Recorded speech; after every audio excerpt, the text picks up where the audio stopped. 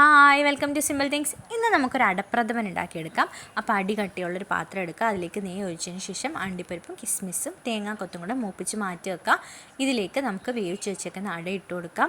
അതൊന്ന് ഇളക്കി ഒരു തോന്ന് വരുന്ന സമയമാകുമ്പോഴത്തേക്ക് നമുക്കിതിലേക്ക് ശർക്കര വെള്ളമാക്കി വെച്ചിട്ടുണ്ട്, അലിയിച്ച് വെച്ചിട്ടുണ്ട്. അത് ഇതിലേക്ക് ആഡ് ചെയ്തതിന് ശേഷം നല്ലോണം പറ്റിച്ചെടുക്കുക.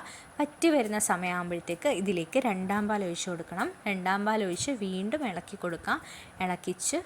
ഇളക്കി നല്ല പറ്റി വരുന്ന സമയമാകുമ്പോഴത്തേക്ക് നമുക്ക് വീണ്ടും ഇതിലേക്ക് ഒന്നാം പാൽ ഒഴിച്ച് കൊടുക്കണം.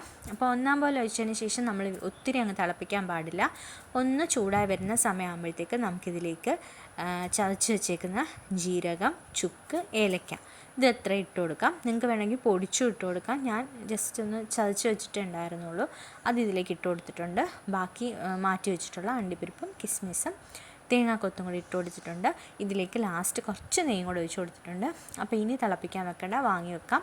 അപ്പോൾ അത്രയേ ഉള്ളൂ. അടിപൊളി ടേസ്റ്റാണ്. എന്തായാലും ഉണ്ടാക്കി നോക്കണം. ബായ്.